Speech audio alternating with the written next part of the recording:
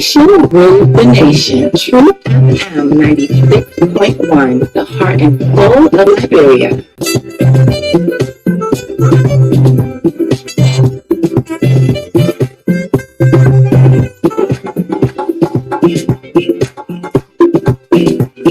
True FM 96.1, the heart and soul of Liberia. Okay, what a way to be back.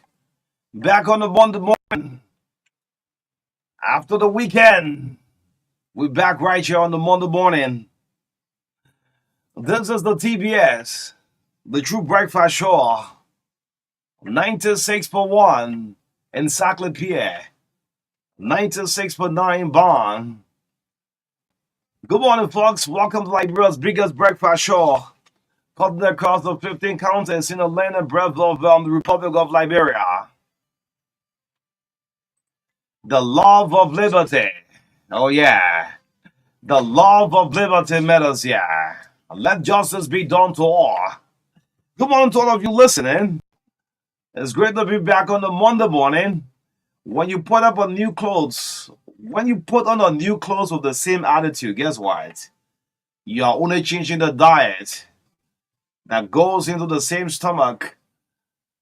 This is our morning motivation. Bobby Bleeder Addison with our morning motivation this morning, right here on the TBS. My name is O'Neill. Good morning, His Excellency, the President of the Republic of Liberia, the Chief Justice, Vice President. Good morning, member of the 55th. This is the TBS. Let's have a great time on the Monday morning. Yes, I'm excited. Yes, the NFL, we are back. We are yeah, man. We are back on top of it. Yes. Good morning. My name is O'Neill Roberts. Marka Davis to get us straight up to 10 o'clock this morning. And I'm going to do Peter Tobio Justice to read on John Greeks, Ben Tip to replace the late Joseph Nangwe. Good morning, Marka Davis. The elephant is back on top of the league. Good morning, O'Neill. Things happening. Little things happening in the job we had in Miami. I don't know. No, we don't have the name here. We stay in Miami. We stay in Miami. Yes, folks, good morning. It's great for us to be here this morning. I don't know whether I'm as energetic as O'Neill is, but one good thing I know is that the elephant is back on top of the lake. I'm very grateful, and I want to openly tell God, thank you for us to be here today, sitting right here. A lot of things happen at the weekend, and my brother Vale Kamar and I got missed, and grace. God miss. I mean, but very serious accident. Yes, so Okay. We are very grateful to be alive this morning. You're on It bike? was terrible on Friday evening. Yes, Uh-huh. yes, it was very terrible. But we want to, say thank God for our lives, and we are here this morning. That's one thing I'm grateful for. But I mean, all in all, the weekend was not bad. It was good. New discoveries, yeah, new ideas. We move. Yes, yeah, we move. Yes, for me, the weekend was really great. I love soccer so much. I don't know why I didn't play professional football. Yes, difficulty still can't explain this to me why I didn't make it up to play, but actually it was great. But a lot of things happened. You should explain to us why, because No, you are scoring. yeah. By the time I've entered Europe, I have passed 30 already, Okay. so I could have played in the league. Oh, I see. Yeah, yeah. But at what level you play in Liberia? Up You play the second up division? the second division. Yes, my scoring ability. You All know. I go, you're scoring Baronas, are you? No, I. Oh, yeah. Yes, I'm a big fan. I can never play for Barrow. I Oh. can never wear Barrow jersey. What? Never wear that cayenne pepper jersey. Yes, I prefer the invisible 11. Okay. Yeah, but a lot of things happen, Marka. Mm. There are some things you watch on the social media is not intended for the radio. Sure. That's why you love Truth FM. I mean, there are some politics that play high, and we select the ones to bring to our audience. Oh, sure. We have the highest listening audience. You see where relay on a local station in Kakata, a lot of different radio relay across the country. So what we bring for you to your menu, please appreciate it. The one you see outside there happening, just play with it. What we bring out for you, go along with it. Yes. Good morning, folks. This is the Breakfast Show. Before you do morning motivation, the lineup. Let's go straight to the call where Peter Tobe. Peter, don't sleep. I don't know you have this. They got something that smart thing on the phone when you download it. AL. The AR? The AR. Okay. You can write. Peter can text from 5 a.m.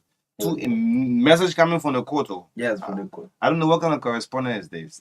3 a.m. he's sending text in the morning. 4 a.m. 5 a.m. Yeah, so the man is on top of his work. No, man. Sometimes you expect this on an orange morning or mobile morning. And you'll see it from the court. Yeah, from the court. Yeah. Jeremy Mesco, good morning. Bakaya, our new friend. Yeah, especially when the DG say you'll be expecting alert. Yeah, then Peter be sending from the court. Why we expecting to see our BDF coming? They will see it from the court. Yeah, man. Yeah. So from the court, John Lafayette Griggs, who hails from Grand Bassa County, seems to be the preferred choice to fill the vacant seat on a youth bench. That's on a youth bench of the Supreme Court created by the perpetual resignation of the late Justice Joseph Nangbe. As President Joseph Boyka prepares to nominate an incapable lawyer to fill the gap of the former Associate Justice, Councillor Griggs, Lafayette Griggs, is one of such persons who many feel could be the best choice for such prestigious position, as Liberians, including some of his colleagues in the legal profession, are beginning to lobby for him already. Well, Councillor Griggs, a member of the National Bar Association, studied at the Liberia Assembly of God Bible College, the Louis Arthur Grant School of Law, the AMU Zion University College, and went to the College of West Africa. That bugger from school, yeah, that two of them are loving that. Anyway, among his supporters are some women group who have begun advocating strongly by urging the Liberian presidency to consider the nomination of this young legal professional, whom they describe as the right person for such high-profile position. The name is John Lafayette Griggs, who has been taped to be placed on the Supreme Court bench. Yes. This is the TBS on 96.1. Yes, good morning, Marka. Yes, let's see what you have this morning on the lineup. Yes, so let's bring you what we have for you on the table this morning. As usual, we'll bring the health tips with David Coty this morning for 3 minutes. Following the health tips, we'll bring you the review of the local dailies to bring you up to speed with what's happening in the print media. What are the stories being reported in the print media? In our studio chat, again, we'll look at a public call to the traffic section on the tow trucks, constant habit of taking vehicles and impounding them, and obviously collecting fines or other charges for release of these vehicles. We'll talk about that again. That is the Liberian National Police. Again, urgent need for President Boakai to tour government hospitals and see for himself the condition of these facilities. How are they delivering healthcare to the people of Liberia? We think it is very important. 8:20 to 8:35 this morning, we bring you the segment Talk to Your Leader, giving you the opportunity to speak to some of the issues being discussed this morning at 8:35 to 9:25. Representative for the family of District 7, Bond County, will be our guest this morning to talk about the China Union Concession Agreement and other national politics on the show this morning. That will be followed by sports, entertainment, and commercials brought to you by Orange Liberia. 9:25 to 10, highlighting renewed call to revisit the Liska contract. Again, we've been raising this issue, and we'll also talk about the Western Cluster Liberia causing serious pollution again in their operation area. Again, at 9:45 to 10, we'll open the lines for you to we'll take calls on some of these issues highlighted in our discussion. So this is you and us this morning. We have a representative for the family who will sit with us at first this morning. So in the midst of all country first, let's stay together this morning up to 10 o'clock. Yeah. Yes, beautiful lineup. So just before we bring on David Cote again, Peter told me you saw this one, Marka. The dean of the Louis Arthur Grant School of Law has stopped over 20 magistrates from enrolling this semester. Oh, to see legal degree. Anyway, great. Let's bring you health table from David Ernest Cote right here on the True Breakfast Show. This is the best job David have gotten since leaving government, life after government. David Ernest Cote is here to fill us in with our David health likes tip. the radio. I know why. Yeah. That any position job you're doing right now. Yeah, so you got one more month for intending to expire. David, just one more month for your. Huh? Good morning. Morning. I'm going to deal with you this morning for yourself. One thing I have to do to forgive you. Okay. Oh, yeah. Okay. I mean, you're my man. You're my man. You're my man. Yeah, I even. All right. You know, I became secretary general for 3 years and then vice president for 4 years. You know, I'm man. Olive oil. Those of you who do not know the importance of olive oil, please listen today. Some people do not go to hospitals for many, many years because of what they eat. They only go there because they want to do their normal yearly checkup, and that is very normal. You must go there, whether you're sick or not, go for your checkup. But because of what they eat, they go to hospitals for sickness. No.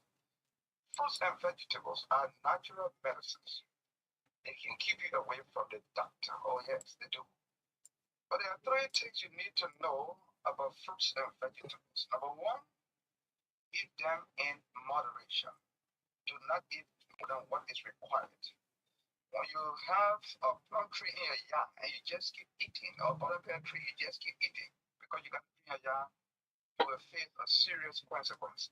There are consequences for that. All right. Number 2, consistency. Eat them every day or regularly. Not because there's a benefit in eating butterpear, you eat it today, after 1 week you eat one, but no. You got to be consistent. Eat it every day or every other day. That would be better. But you got to be consistent about eating fruits and vegetables. Make it your habit. Number 3, timing. Eat them at the right time. I told you about eggs. I told you about avocado. I told you about apples. When to eat them and how to eat them. You don't just get up, eat some, and then you take 2, 3 apples, put them in your laptop. Timing is very important. Now, olive oil is our topic today. Drink 1 tablespoon of olive oil every morning on empty stomach. Do it. It's important. And drink 1 tablespoon at night, 2 hours before bedtime. Yes. Then here's what happens. Number 1, it reduces the risk of heart disease. You all know that heart disease is the leading cause of death around the world. Number 2, it helps in cancer prevention. You also know that cancer is the 2nd leading cause of death all over the world. Number 3, it improves the quality of your skin. Just do it for 21 days straight. Drink it in the morning, especially in the night, 2 hours before you sleep. Do it for straight 21 days. You will see the difference. It improves your erectile dysfunction. My man, if your wife is complaining all the time, she won't tell you directly, yeah, it's getting too much. And when people go outside and find boyfriend, and people who don't know now, they will just say this, oh, if my complaining because you're not performing, my friend, drink olive oil in the morning or empty stomach and eat at night. But remember what I told you, moderation is key. Don't say because of so and so now you're going to take 3-4 spoons. No. One in the morning on empty stomach and one in the evening, 2 hours before you go to bed. It promotes brain health. It lowers blood pressure. It controls the blood sugar also. Bone health, gut health. It improves sleep quality, especially when you take it at night. You have a good night's sleep. It prevents constipation. We talked about that before. Weight loss. Those are all things that you do. But you need to know this one. Know this one. Know this one.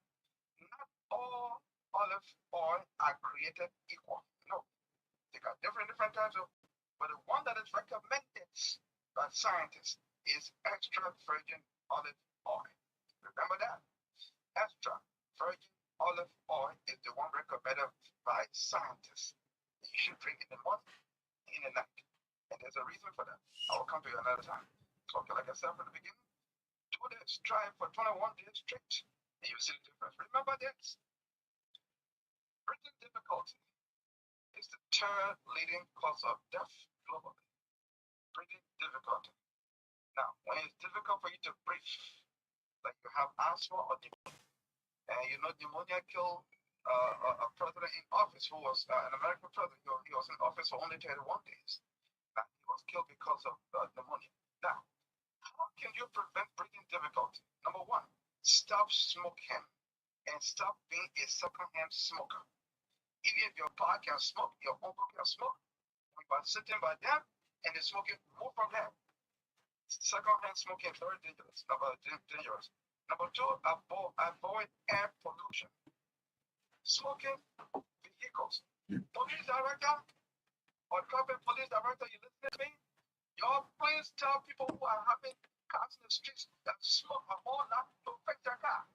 My car is going to be 18 years old on the 14th of this month, but you don't see her smoking. Because I think I've been changing always. Yes, I change my oil, I do my everything. You can't have other people who don't want to do those things smoke so long and they give you cancer. Okay, police, I will have Number two, brain death. Y'all will live in one town. When the brain is dead, don't stand there. Move from it. Go far up. And then the last one, not the least, dust. Prevent or avoid dust. Motorbike rider, pen rider, y'all please try to use masks because, especially on the dusty roads, and you're gonna avoid prevent. And you have a young baby, you yourself, you're on motorbike, you're on a dusty road. You're not preventing the child from getting protecting the child. You're not protecting yourself. It's very dangerous. Thank you much. And have a good day. Okay. Okay. I guess. Okay. The Bobby love the job. You won't give up. Yes, Lyrical 2 with our health tip is a regular feature right here. The True Breakfast Show. Let's go strictly for the papers. What's making news from the print media this morning, right here on the TBS.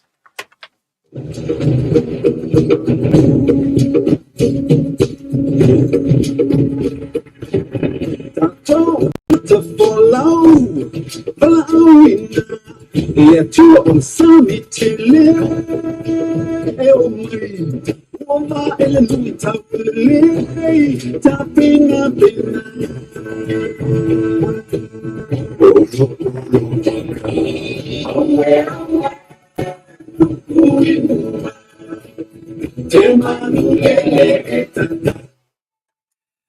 So let's bring in a review of the local dailies. What's making news from the print media right here on the TBS 9641, the heart and soul of Liberia.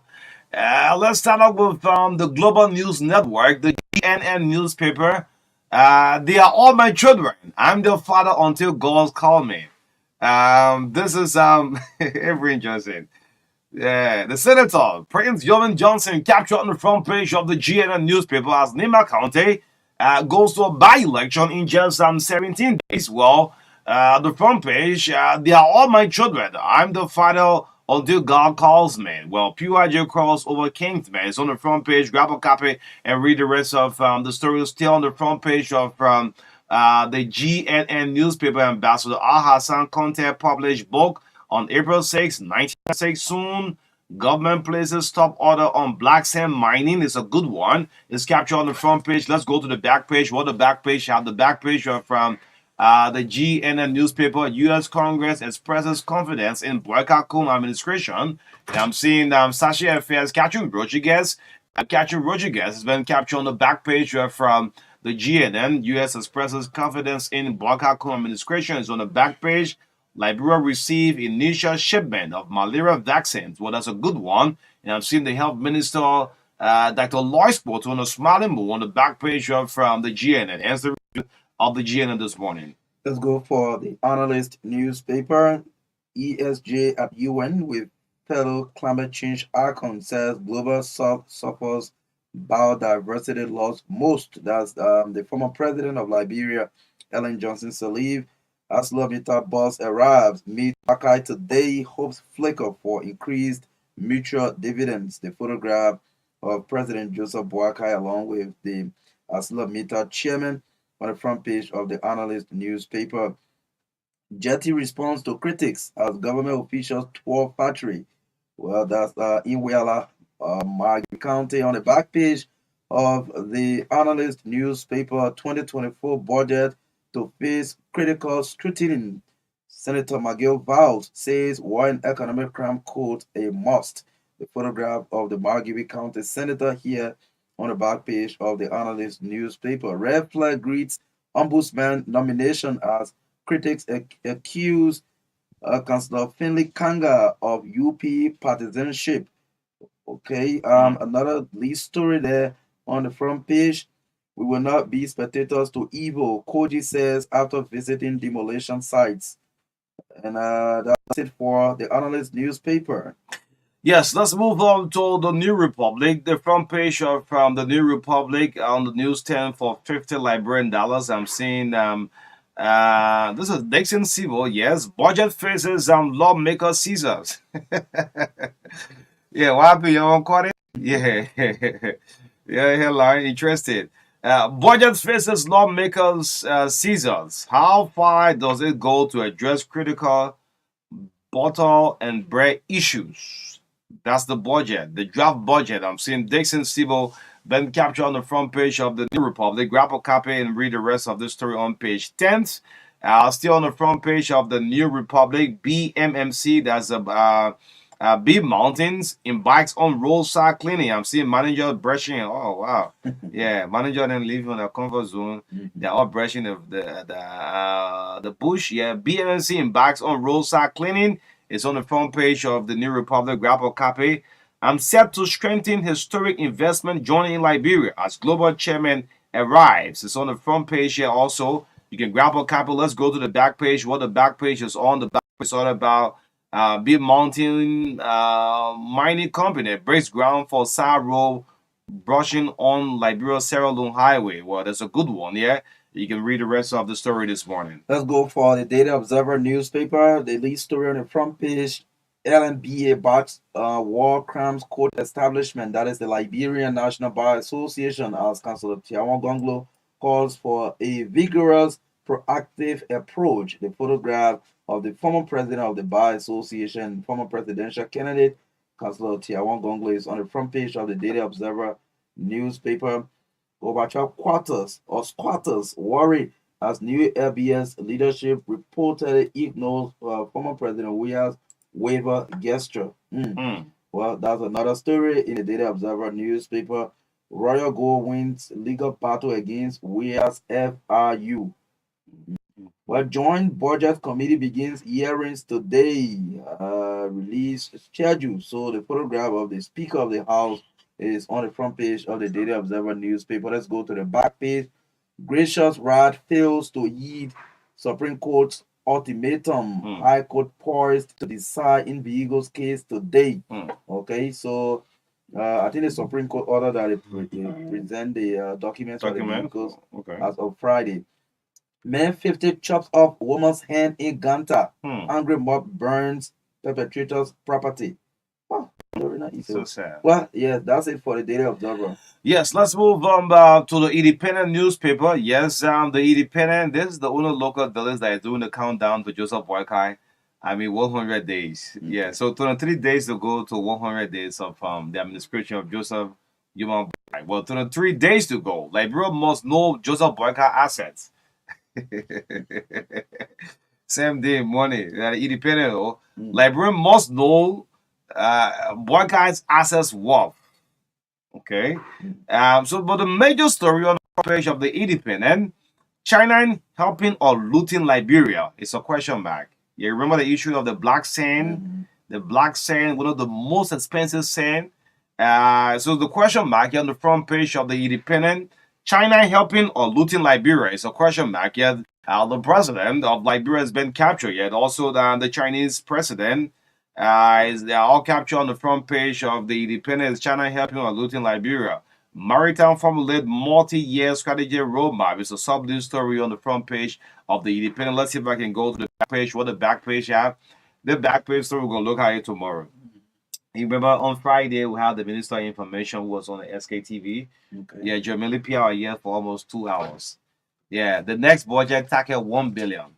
LRA targets US 1 billion in revenue collection. Boss on cutting waste, leakages. Joma Jala, Double Jala, I see Jala. Double Jala has been captured, the LRA boss. LRA targets US 1 billion in revenue collection. Boss on cotton waste leakage is on the back page here. Still on the back page, Senate snubs 10 new post nominee. Oh, I'm seeing the LRA Commissioner James Double. There's a miscaption here on the back page. I will resign if not supported. Who is crying so soon? I mean, Mother, the Minister of Commerce, he says that I'll resign my position as Commerce Minister if I'm not supported. Remember, I mean, Mother promised that 25 cents will be reduced on the rice. That I'm not taking to 4 Ife here. I'll resign if not supported. Commerce Minister Amin Moda has been captured here after making that statement almost 2 months. Librarian still watching. He's been captured here on the back page of the Independent. You can grab a copy and read the rest of the story. Sylvester Grace Someone. This is the Minister of State here. Ends the review from the local Delhi. As the end of the review. Yes, let's go. Independent here. They have Pepper newspaper. The banner headline as Senate delays concurrence with House of Reps. One economic crimes code to be established in 2 folds. Wow, 2 folds. What does that mean? Okay. Well, you can grab a copy of the paper for $40 Liberian to read the details of that development. Asila Metas global chairman arrives in Liberia to strengthen investment partnership. That's good news for Liberia. On the back page, CSNL condemns arbitrary dismissal of NPS controller and others. Wants immediate reinstatement of dismissed employees. That's at the National Port Authority. Amin Moda threatens to resign if, grab a copy of the story and read, or the paper and read more of that story. Budget hearing to begin with revenue component today. Minister of Finance, LRA, NP, and others are invited to explain to the House of Representatives ECOWAS brown card insurance to be digitized in Liberia. What is that brown card? Let's go. Yes, I think that's the. Let's get it back page. Okay. The back page of. Okay, we just did a back page, so we can go for the final paper, which is the Women Voices. Yes, go ahead. Terror reigns in Nimba County. Man cuts off neighbor's hand as mob sets his house ablaze. Wow.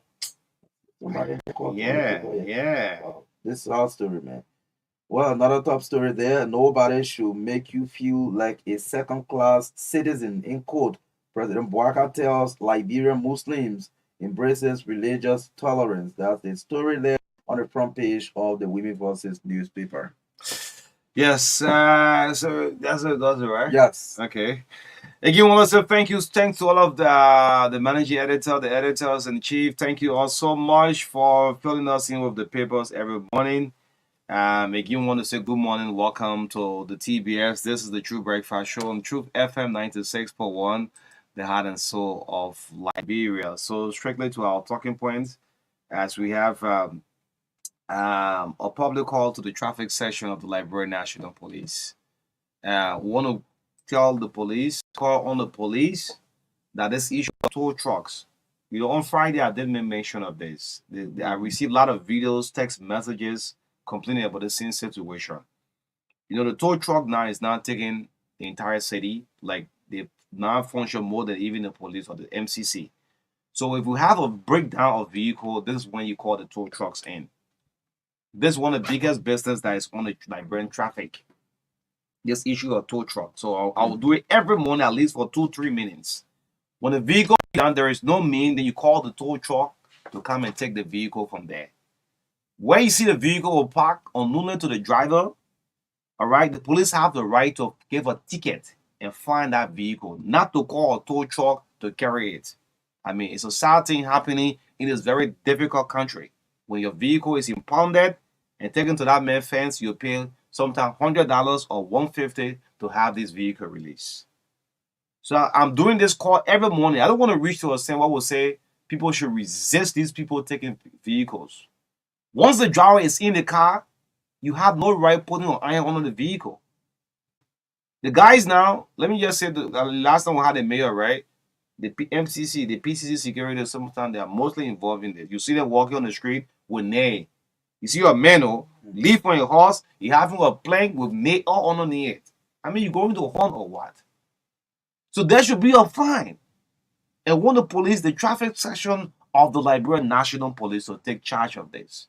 When you find out, we don't have the rules as compared to other countries around the world. We don't have this kind of rules. No, we don't.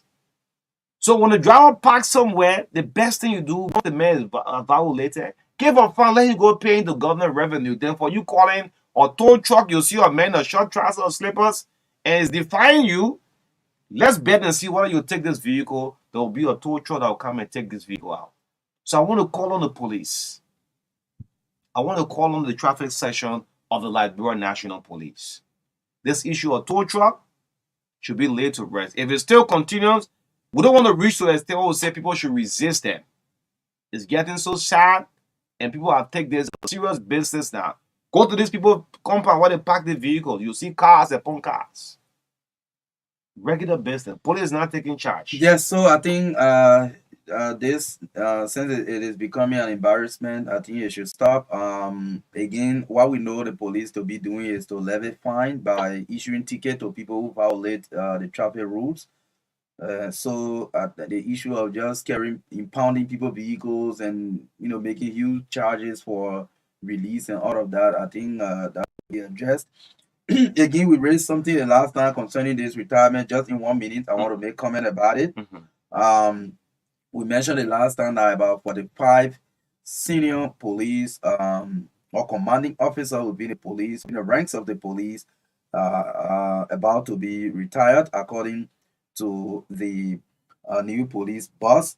Again, I got the Liberian National Police Act, which says this particular section I'm going to read under retirement 19.1, and in accordance with section 12A of the National Security Reform and Intelligence Act of 2011, a police officer shall be retired if he or she reaches the age of 65. Okay, 65 years. Now, what the law says in terms of retiring people, it says the Division of Human Resources shall prepare by July of each year a roster of all police officers who will attain compulsory retirement age in the forthcoming year. That is, if they were supposed to retirement this year, the Human Resource Division should do the listing as of July last year. okay. Then these officers will know that this year they're supposed to be retired. You get that? 19.3 say the Division of Human Resources shall notify police officers of their age of retirement and the requirements for retirement not later than 6 months before the due date. Okay. So you see, let's do things in line with the laws. Somebody say, oh, the police want to use the civil service retirement age, but this is the National Police Reform and Intelligence Act that says that people should be retired from the police at the age of 65. 65. And that before that retirement is done, every July, the Human Resources Department or division should be able to bring the listing of those who are supposed to be retired the coming year. Okay. So we expect that if there is supposed to be a retirement, then our list should be up since July last year, and these people should be notified 6 months Before. they can be retired. Let's do things according to the laws. Okay, we should not do things maybe because I'm not using the new RG to say maybe you want to accommodate new people and this. No, I don't want to say that. But the laws are on the books. That's why we have good laws, but implementation of these laws have always been our problem. Okay, so this law is clear. If the person is to be retired once they have attained the age of 65, July, the Human Resource Division should come up with a listing. 6 months. Notify them 6 months to their retirement. Let them be aware. Now, 6 months from now, go tell your family, oh, well, my name is up for retirement. 6 months from now, I'll be retiring. I'll be retired from the police. And then your family will be aware that, oh, yes, I'll be. But you just go, you travel, you just get orders, say you'll put a listing of 45 people all will come and set it down. No, I think that is not the right procedure, in my opinion. And I think the police RG should look at this critically. You already under manpower and you are about to retire. 45 senior officers, including superintendents, commissioner of police, okay, commanders in the counties, and you want to set 45 of them down. So, So something must be done about this. yeah, something must be done, and also a little bit follow up on this. Like they have said, this has been hanging all along in the corridor during the latter days of Gregory Coleman before saying goodbye. Patrick Sudu took Patrick? over. Yeah, Okay. Patrick Sudu. So they have been in the corridor all along. But it's like what you have just said. Inform the people according to their own act. Yes. It's not a civil servant act. Inform them 6 months ahead and let them know. But one thing that got to me, after the mayor served for 30 years, 40 years, there are police officers who have served for these amounts of years. Look at the package. Many of the package are off after. The mayor has served for more than 25 years or 30 professional years serving the service of the Liberian National Police. Then I asked, off the record, a high-ranking officer, I said, what's the package like? He said, some of us will get $400. I said, 400? Can you imagine? All those years? But then being in the service, still being in the force. Yeah. Because the men still have the energy, he still have the strength to continue. Some of them still have the age. Still have the age. Yeah. So, Mr. IG, I think this is not timely. Yes. For now, we're still trying to rebrand the The police. next thing now will bring the list of these people and will know where other than that. No, I think the way we started to talk about it, yeah, we'll slow down on it. It is not timely. Because the amount of years that actually got to me, like 30 years you have served. And what are you saying goodbye to? With $400. You think you'll make this area attractive? If the man's son or grandchildren even want to join the force, say, man, you're going to waste your time now. After 30 years, after 50 years, this is what I'm coming to come home and sit with. This is not timely. IG, good morning to you. In our King's building, we still need to rebrand the police. Let's use these our professionals who has served. Let the younger ones come out. People bring the police all kinds of names. The same way I can say the media, right? You call some people join the list and so forth. That's how they brand the police. The police needs to be rebranded before making such decision. Let's move on. His Excellency, good morning, the President of Liberia, Joseph Boykai. There are some things that will go for the social media. Let it stay right there. We'll bring on the radio professionally. This issue of our hospitals, the government hospitals. I want the president. It's an urgent call. I visited GFK during the course of last week. You'll find out that patients struggle to see doctors at the GFK. Oh, good morning, His Excellency. As you're driving to go to Executive Mansion, when you pass 24th Street, that government hospital, when you pass there, there are things that you see down there. So when you go to the emergency ward, you don't know people are sick in this country until you go to the hospital. I want the president to pay an unannounced visit. The government hospitals. Not everyone have money to go to private facilities. So if the IRS agenda will succeed in terms of health, let's start. The former president, I'd like to go backward. George Weah brought on the 14th Military Hospital, right? Some people criticize it. They say, well, it's not timely. The Emory Hospital in Bapolo, well, that's an anti-culture down there. It's beautiful, but no medication thing. Now, our president, my president, Joseph Boyka, is now president. They entered building there before, like in the opposition, when the Unity Party was in opposition, we need medication to fill in this building. You can put your personal feeling into it, but that's a fact I'm saying. If you go to hospitals, JFK still remains a hospital that when you are sick, they say outside to go buy tablet. Even the paracetamol said you cross the road to local pharmacy to buy paracetamol or aspirin for the doctor to continue the work. Mr. President, good morning to you. I'm placing a helpful crowd to you that two things we can compromise in the country: our education and our health system. No country in the world compromise it. Pay a visit. The last time when we had that tankers exposure in Bon County, GFK couldn't accommodate people on bed. There was no bed. They had to send 21 patients to ELWA, other facilities around. Let us start. Just go and see for yourself. See JFK patients and receive tickets. Some of the tickets that they get, they don't even see the doctors. That's why people will leave and travel and go out of this country. It's a combo call to our president, man. Yeah, sure. Yeah. Let's see if we get a few calls up. For the family, we're anticipating very soon. This is the True Bright Show 96.1. The heart and soul of Liberia. So I'm hearing the tow truck thing. Yes. Yeah, we're doing more awareness on it. Yeah, 0770202579, 0770202579. 070153265. This is the True Breakfast Show. Call you be live on the segment this morning. Good morning. Good morning, Marka. Good morning. Go ahead. My name is Eva Jr. I call from Anita One Block. And let me say thank you to you, Onu. And I'm back on the radio because this week I've heard one of the silent listeners send the election time. And Onu and Marka, let me say thank you to you. You see, one of the points I stretched about the hospital is one of the serious things that's happening to the hospital. We need the president to visit the hospital and a quiet movement to not let people to know about that particular hospital because there's a sad things are going to that particular hospital. You cannot know that people are very sick in this country until you go. When you reach to the hospital to see doctors, you will find it difficult to see doctors. And even the drugs, you can't get drugs from the hospital. They will tell you, go and buy the drugs. This is so sad for our country. Let the president try to visit our hospital and see those who are not working to that place. Let him try to dismiss them because they are not new well for this country. Like, we cannot be the cause of this. We cannot be the cause of our own problem. Thank you so much. Thank you. Good morning, Marka. Pleasant good morning to both of you. Good morning. Mr. Pleasant, good morning to schools of Nigerians following your show. I'm a huge join you from District 4. And this is the voice of Akwe Ebo Senior.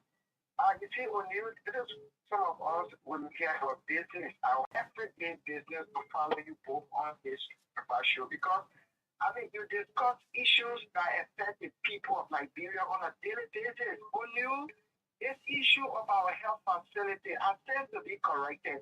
I think the GFK is the only referral hospital we have in this country. And by right, O'Neill, that hospital should be well equipped. Maybe it is a BKS, but we have other referral hospitals, including the JFD, Interpreter, and other. But that is one of the outstanding Marka, and like I said, I tend to be corrected. But the hospital JFK needs to be equipped.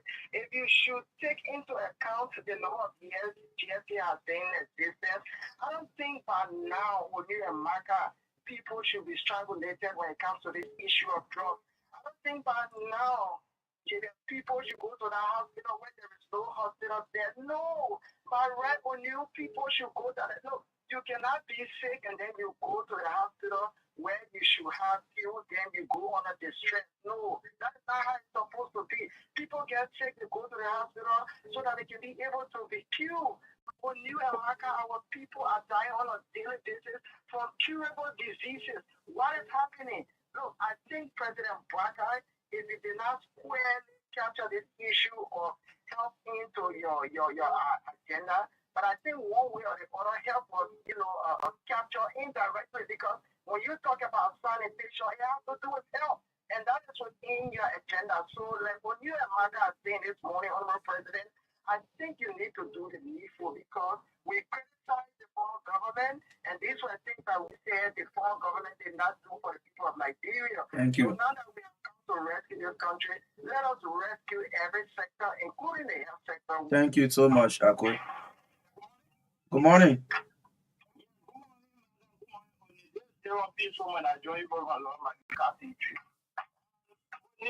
attention this morning have been drawn to our education system in this country. As we all know, every good country, the better is education. But my youth school are getting many, and students are doing their own thing. Can you imagine students will fail, and the students will go and stay in their own grade because they want to get teachers.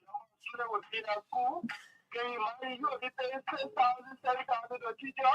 Then you be talking about quality education. So you the GO, the CO, every concept need to put their feet into the fire. Can you imagine? We probably will put a feet into. Give us a case study. You just calling, you're talking the crowd. You're putting all the DO ain't problem.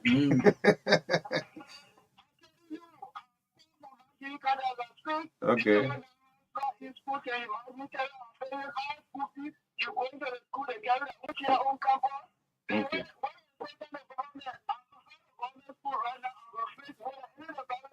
Okay, thank you. Good morning. Yes, good morning. This is Mr. Matthew from Miami County. Go ahead. Thank you for taking my call. Thank you.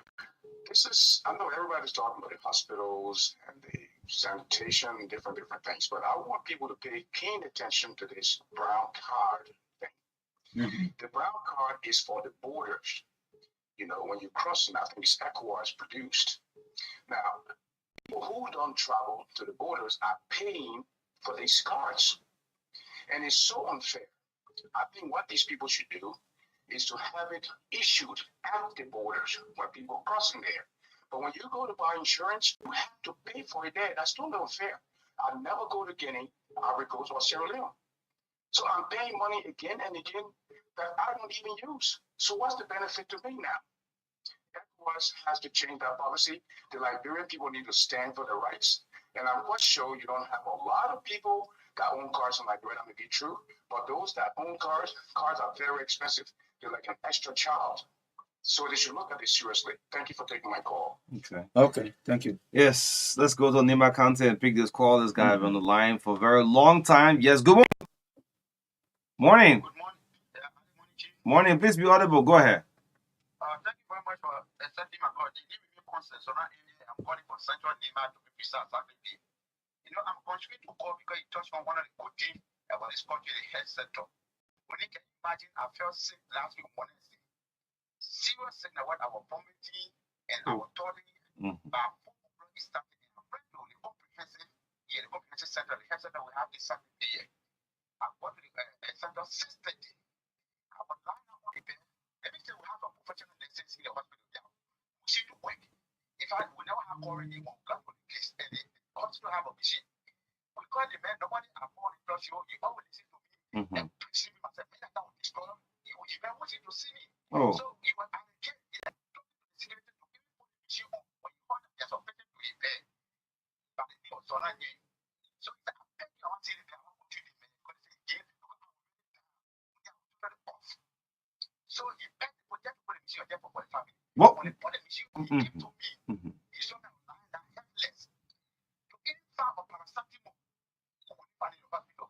I found $1,500 in the board and the other guy took me to the hospital. I gave them the money to go back because he said he had no drip to put it. I want to drip. No drip in the hospital. No, not a roll. The drip tube, not a roll.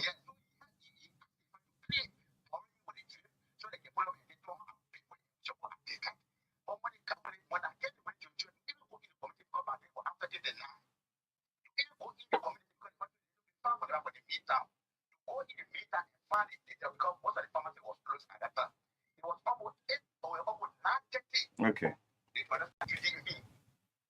So we are in policy, as far as the budget is going on.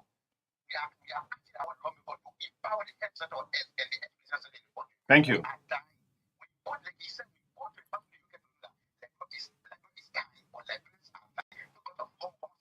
Okay. Thank you. Good morning. Good morning.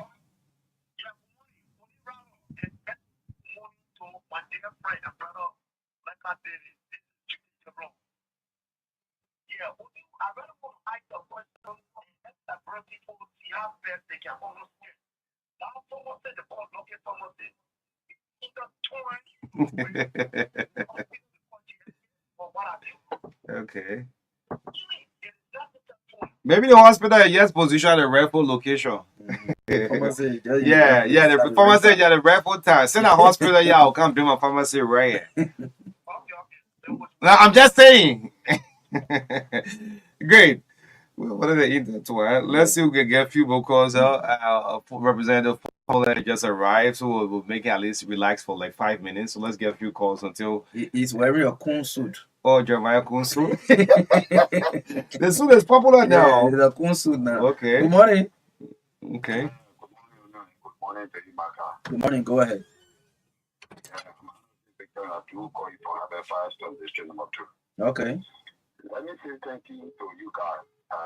As all of us say, you guys are actually doing well for our country. Most of the time, people bring issues that are really affecting our country. So, like to say thank you to you guys for taking this issue. You see, on the issue of this hospital, I think actually what you guys have said is very important. The president really needs to take note on this. When my mother took sick a few weeks ago, when I did patient rush at the emergency unit, the woman had to sit in the wheelchair from 9 in the morning up to 9 in the night. In the wheelchair, in the chair, she got tired until she didn't that she wanted to lie down on the ground. We have to talk, we have to beg her until they told us there was no hospital bed. And at last, they told us to pay for. I will come from the father, which is the, I know how they can call that, a special or private bed. We have to pay just so that the woman can be able to. And when we care for our being, the area that they said there was no bed, we found out that there was empty bed within the hospital. You see? There was empty bed within the hospital. So you see, the nurses actually, they are doing what I think they do very good, and the government just need to make sure that they have for go outside taking this facility that we have in our country. Okay. Yes. Sorry, Kasolo Sila, thank you. Yes, good. Okay, let's see if we can bring you on. Yes, thanks for your patience. Kasumu, good morning. Good morning, Honorable Uni and Ambassador Marka. Morning, Chief. Just a little bit of contribution as related to the tow truck issue. If vehicles is parked at the entrance of the emergency vehicle, for instance, at the hospital where we are sending ambulance to move a patient, that vehicle must be towed. If a vehicle is also parked at a high fire hazard, when there's fire in the community, the fire car will come and just put the tube in that fire hazard and start putting on fire. That vehicle must be towed. But that power is putting investors or authorities is invested only into the police, not the private security agencies passing all around putting stuff on people's car. The other issue is to commend and celebrate the President of the Republic of Liberia and the legislature caucus in Bon County for making sure that the park that is earmarked to be built in Bon County. Let me tell you this. Okay. The importance of recreational park is very, very important. We talk about coach, we talk about kids hanging all around. It's because our kids are not overloaded after school. We don't have an after school program. So when the kids come from school, they're just hanging all around, all over the place, and they are falling into the wrong direction. So I must commend the legislature caucus chair, Honorable Prince Moyi, and his Honorable Johnny Bay, the President of the Republic of Liberia, and also the senator for affording us for giving the opportunity to have the recreation back. Thank you, sir, for giving me this opportunity. Okay. Great, thank you so much. So I'm hearing in Sierra Leone, Sierra Leone declares emergency over drugs made from human bones, nicknamed the Kush. Okay. Yes. Sierra Leone declares emergency over drugs made from human bones. Psychoactive drugs, Kush. So it's in cut across the West African belt. Yes. So it came from the bones. Wow. Ahmed, good morning. Good morning, Marka, and good morning, O'Neill. I need Hammer and calling my little zero this morning. I really appreciate you. Yesterday, our GFK, I came home on the last night. Because my brother didn't go and visit GFK. Marka, if you go over there, will say to walk and call you on the facility center of Danusi. Everything I've gone up. What's the house brand, Marka? It's so sorry for our country. To live in a country where you don't have good medication and the devil, the dollar will say you can pay. I don't know. I don't know. I don't know if I who. I don't know. You know, after they start up, when they know who can they at the end of the month, he can't get his sentence. He got very happy. Even to the ER, when my friend and brother is calling late now, we pay $30 now. So he had a challenge for. We can be a recruiter house, but it was a poor to one thing about a referral is that for that guy in my country, you know, go TFK because TFK is not up to the standard. Thank you so much, give me the time this morning. Yeah, I think we need to. Yes, great. And there are professionals there in the building. Yes, just for the real sake. In GFK, Oh yeah, they sure. are professionals, high level professionals. Yes, just so as we close up on this matter and before we link up to one we'll put the formula. It's a humble call to His Excellency Josiah Boykai. Just play an unannounced visit and see for your very self. Not only JFK, but other Yeah, big facilities too. maybe Yeah. if for so let's start on JFK. JFK Redemption. The few we can rename. Yeah, In Montserrat. yeah, Redemption. Yeah. JFK. There's a hospital in Todi. The hospital shuts down at 4 p.m. Okay. Yes, former representative candidates, Dr. Pee Wee Sanders informed me on this one. 4 o'clock, hospital closed. Amen. Instead for 24 hours. So the lab technician will work from 8 o'clock to 12 o'clock, they close. So anything after 12, no lab. No, you'll be in it. That you own your own. I mean, we're in just in the same muscle, right? So our lawmaker, these things, when we bring them to national attention, don't get deaf ears to them. Because our style of broadcasting is different. So a lot of people just on attack. So this thing will bring it out to you, Mr. President. Please take it. And let's move on. Yes, so let's see if we can link up with the Bon County representative. I mean, this is debut with us on the True Breakfast Show. It's great that you have accepted our invitation to share breakfast with us until at least 9:25 this morning. How do you call the suit? The coon suit. The coon suit? Yeah, he's wearing a coon suit. Is that a special name? Yeah. You know, the propo that former president we are introduced, they are different, designs. You mean the one kind of babala there? Yeah. So then the former senator Kun, since he became vice president, he introduced a special design that is so unique. It fit the man so well that a lot of people are attracted to it. The honorable Fode family now love the Kun suit. You see, you are well one there. Yeah, we wear the Kun suit too, like you buy. Yes, great. Yes, it's good for us to have honorable Fode family here. This here on his own. He has been an advocate over the period of time. Now he's at the bigger picture. Yes. Where the real advocacy can work now because he has the space, he has the authority given to him by the Constitution, which is oversight to hold institutions and officials accountable for whatever they do. So it's great for us to have you here this morning. Yes. Good morning to you, Honorable for the formula. Good morning, Marka and O'Neill. Okay. And thank you guys for the invite. Okay. Yeah, so just hold on. I'm hearing yourself. You're signing too. Yes. So let's do this and see. Yeah, I think this is. It's okay. Yes. Yes. Yes. How you doing this morning? I'm doing great. Just returned from the district. I'm doing great. District 7. How's District 7, Bon County? Relatively, things are on course. We are trying to live up to the campaign promises we made to our people. We are trying to ensure that those policy issues we were advocating on, we can bring them to the national discourse and ensure that policymakers, along with our participation, can achieve a greater results for the Liberian people. So as I expected to go back a little bit because it's your first interview of us. Since the election, you're going back to the people that you said then some of the campaign promises. Well, I'll put it on if you elect me as your lawmaker, these are the things I will do since the election. The first thing was to initiate a reconciliation process to reach out to former candidates of the district to understand how they believe we all can proceed as a district. We need a more unified district on issues and policy.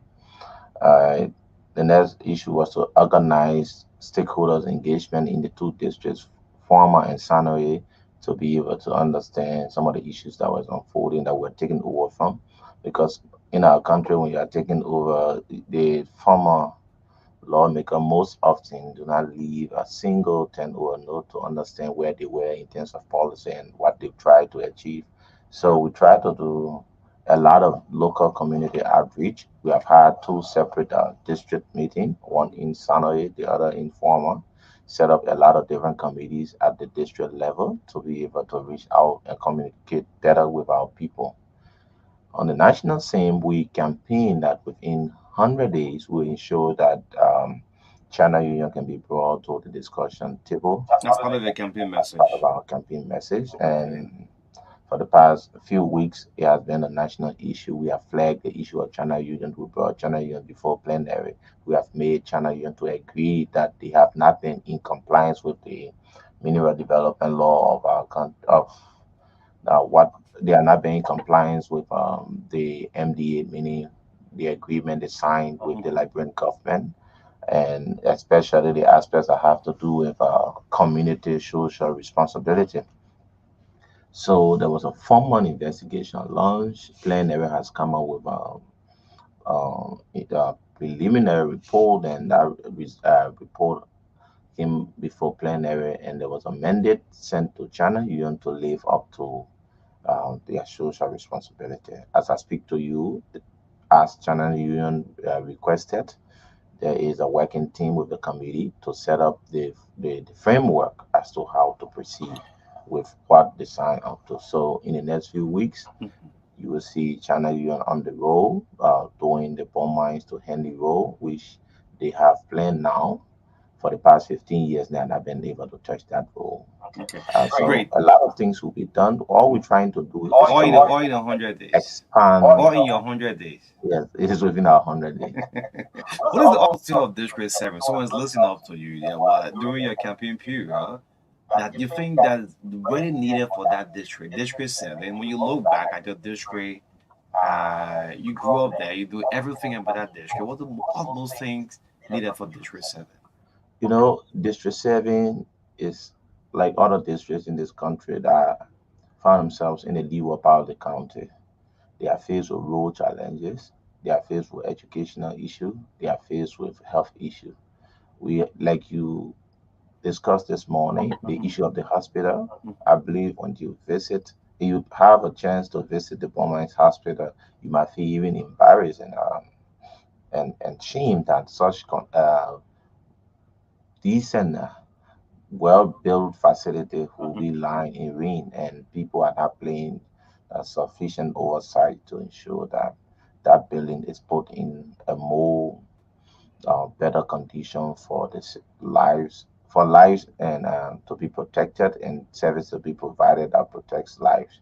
So that building is in a dilapidated condition, and that it is from that backdrop, from the educational stand, from the health standpoint, we've been pushing China U to take over that full responsibility.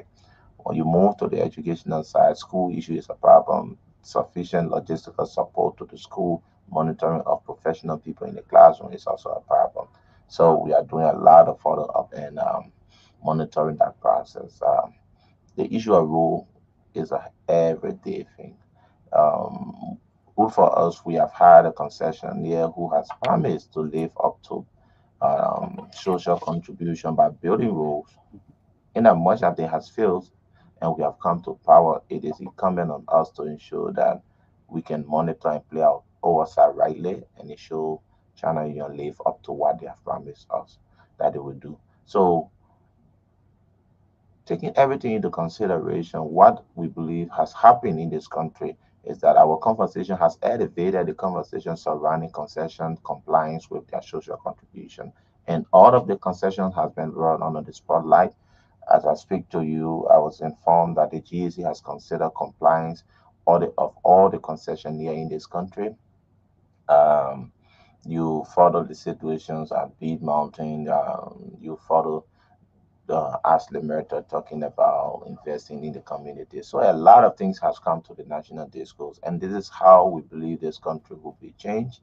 And if we need to trigger all of the policy issues that will help to provide a more developmental agenda for our country. Because most often our people always cry that the lawmaker out there, they are not working in our interest. They do not put issues that directly affect us on the floor for discussions and decision making. So I think the 55th legislature has set up the bar, has set the bar very high in showing that issues of national concern can be brought to the plenary and decisions can be taken.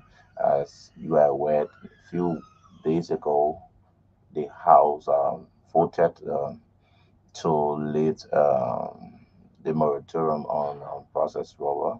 But it's not just to stop there. We have a communication again to invite all of the guys who are in the rubber sector, the Firestone, the Lag, the Salada Rubber, the Jetty, all of them to come and explain to us the issues that have to do with value chain, the Nima rubber, because we have cried over the years for value chain, value added to the rubber sector.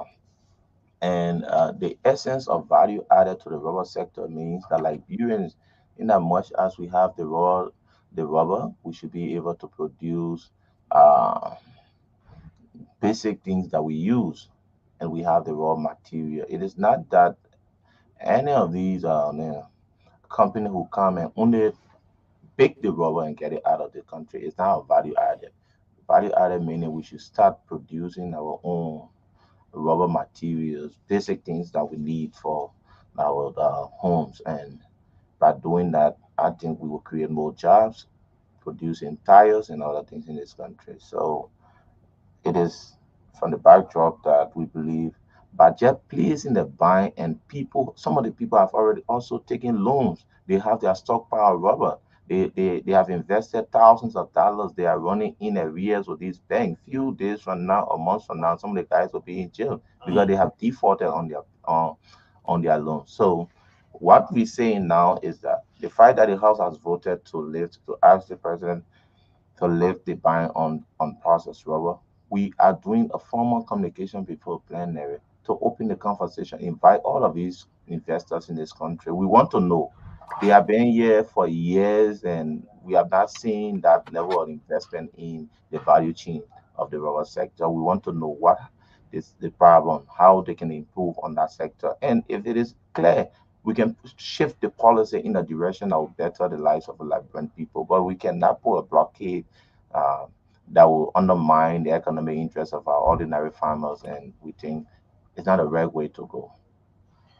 So What informed I'm the House's decision to vote on lifting the ban? What believe that it was good? Marka, I for one, I grew up in the rubber sector. I saw rubber before. I managed rubber farm when I was coming up. I know full details of what one who consider the rubber sector. The first issue you would take into consideration is that most of the farms in this country are smallholder farms, and those farms were not the owners. Government did not provide loans for them. They use their little earnings to invest in those farms um, for their future benefit. As such, they should be given the opportunity, in as much this is a free market, to negotiate the issues of price. Because this is what happens in a competitive market. There will always be competitions when it comes to price. But all of the guys who are investing in the rural sector take a sling. You go to Firestone, they'll tell you say they're buying rural for $500. You go to Lac, it's buying rural for $500. You go to Wheeler, they buying raw for 500. You go to Jetty, they buying raw for $500.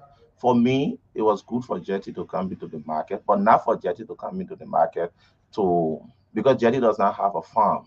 Most of the people who farm has already started negotiating with different partners. Jetty who have come into this market and encouraged uh, invest the sector to sell to him. He would then move into productions of tire and ask other people who are here buying raw to sell to him and increase the price. You can. He doesn't have a farm. You go to Firestone. Firestone have a farm. They are producing rubber. There's no major value added. Firestone is not producing anything. Firestone is producing tire right here in Kenya.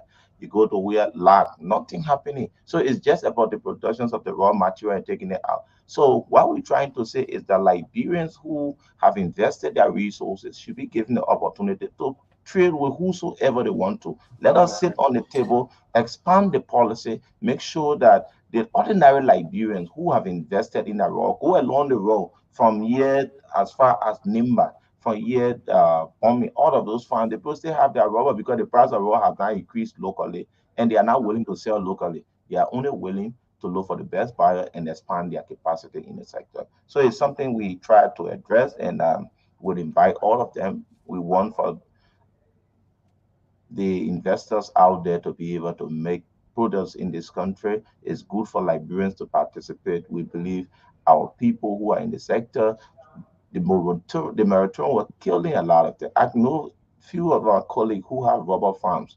Talk to them.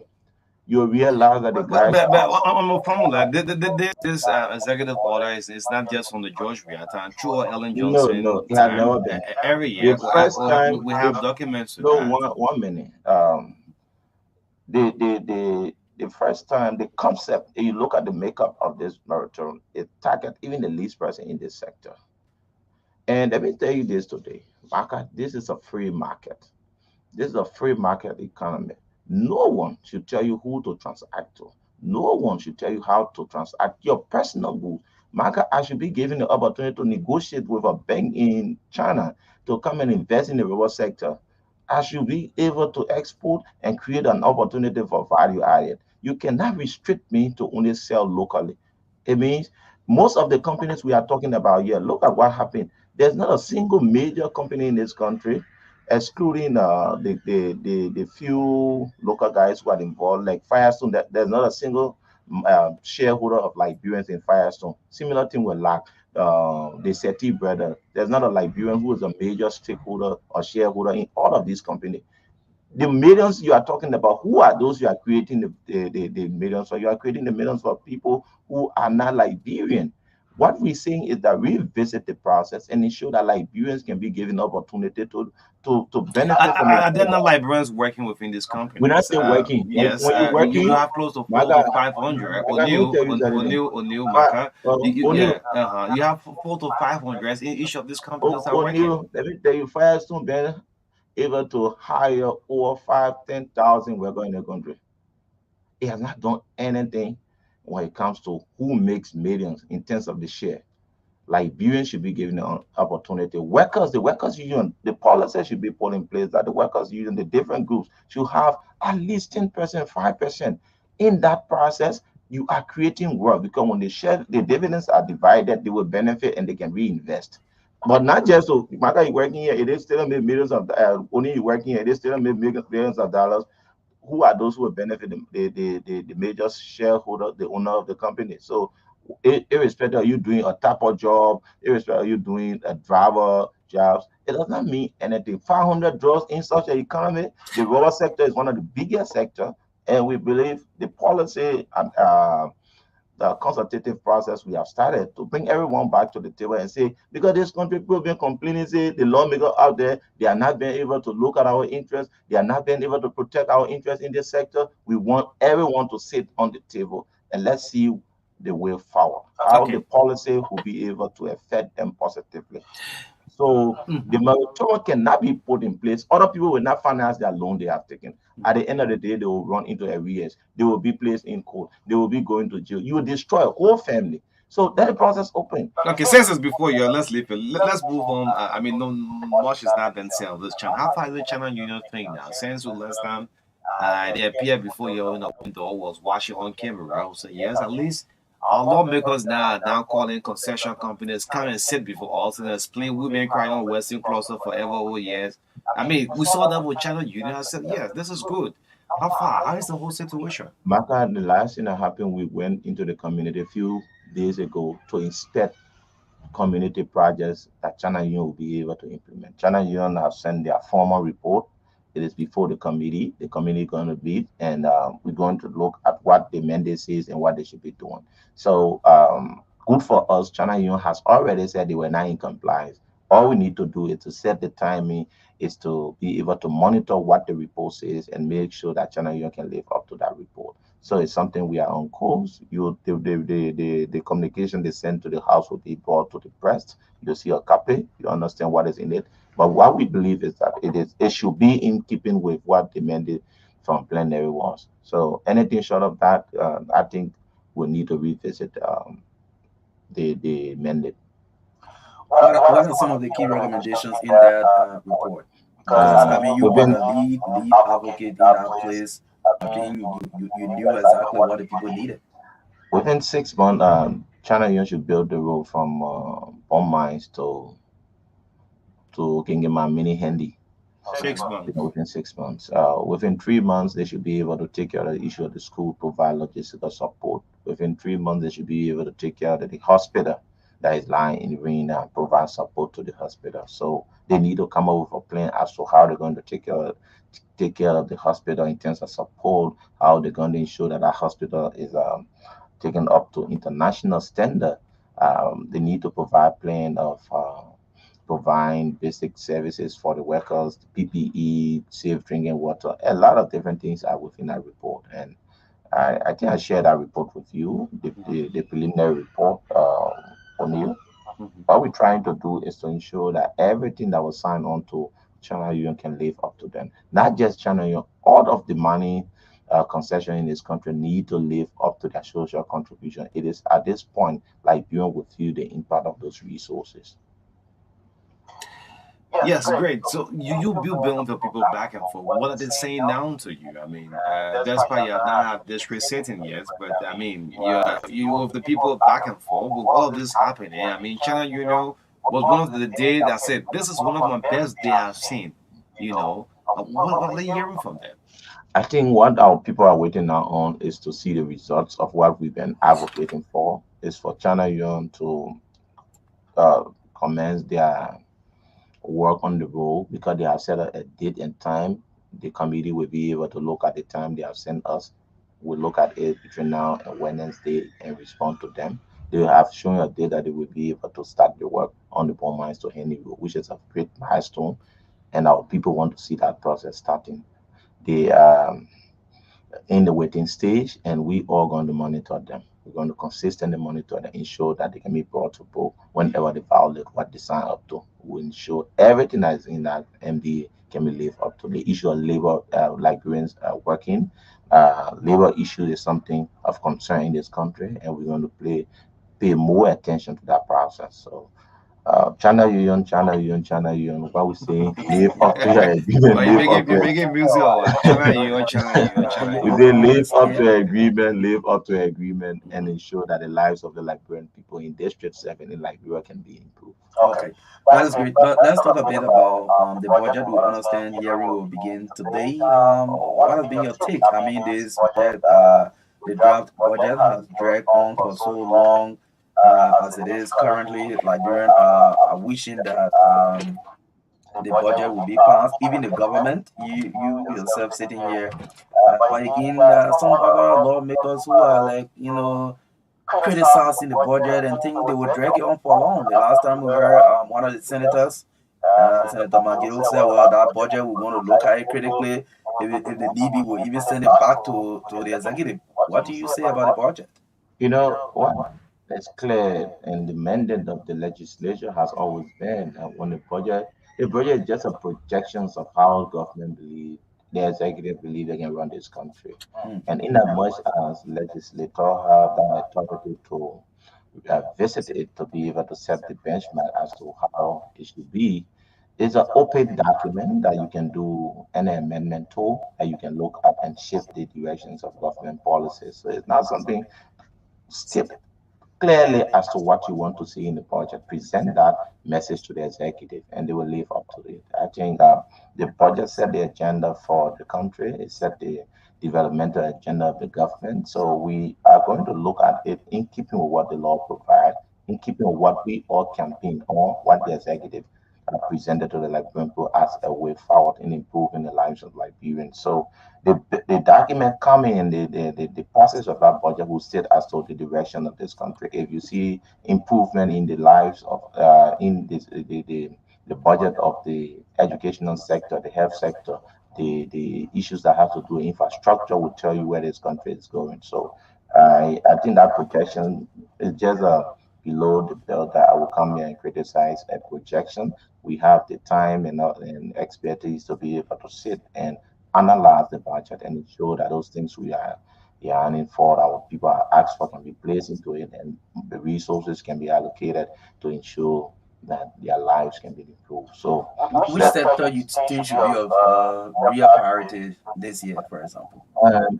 the campaign, the government has always said road the president have said road is a major problem, which we are aware. We're going to look out for road. The next issue is the educational sector. We need to know what is the improvement that the president foresee within the budget. The health sector, we are complaining that logistical support is a problem. We need to place logistical support and pay more attention to oversight as lawmaker.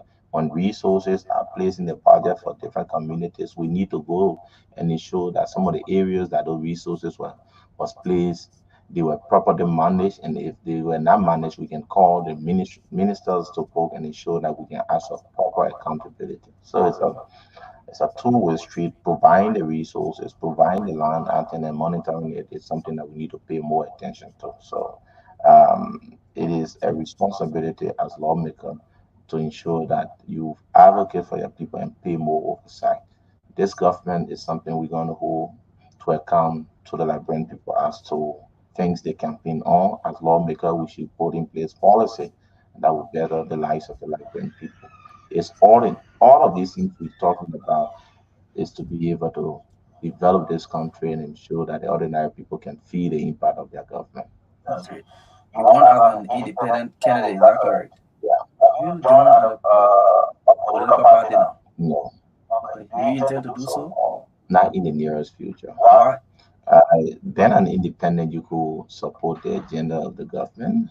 Um, you could support the positions of the opposition if it is not in the interest of the people. And by doing that, Media you won't will be not free, be eh? no, not just free. I just want to stand up for the Liberian people. It's not something I'm saying I will not join a political party.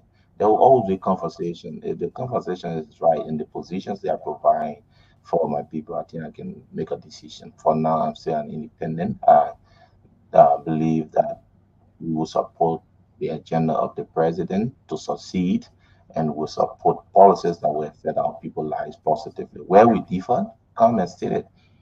Okay. So one major issue, even though this debate has been dragging for long, it has actually intensified in recent months, especially after the transition. This issue of establishing World Economic Crimes Code. Other people say, well, it's good to end the culture of impunity in Liberia, to bring closure to crimes that were committed during the Liberian Civil War. So let's establish this code. The other side of the argument is, well, these things happened over 20 years ago. I mean, let's lay it to bed and move on as a country. What do you say as a member of the legislature? You know, um, I believe there should always be a process put in place for justice, and justice should be done to all. But there are a lot of things along the way. There was a resolution, a position of the House. The House passed a resolution. The essence of that resolution was to state that we have a mind to establish a war and economic crime court. But what I have always said, that court should not be targeting an individual. It should not be the Marcus court. It should not be the family court. Meaning we just setting the court out to go politically and settle a school with family, and thereafter we are done. The recommendations in the TRC report are very clear. Reparations is one of the major things. They are saying those who parents were killed in the war provide resources to get them started in their to get their life started.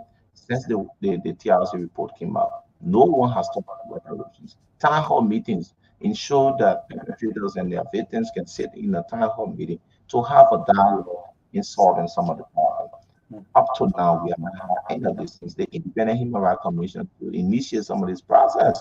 No one has said anything about it. It's not just about the war on economic code. It's about a lot of different recommendations to curtail future happenings, future reoccurrence of what we believe cause the You war. think some Uh, people are using it as maybe a political agenda? that is how I see it, where some people, when discussing it, they will say, Maka should go to court, Maka did this. It's not about Maka, it's about deriving an operative standard for this country where people understand that this is how we solve our problem. In the future, if you disagree politically, it's not about you bringing the gun, it's not about you disrupting the democratic space of this country. It's about you sitting on the table and sit as brothers and family with God.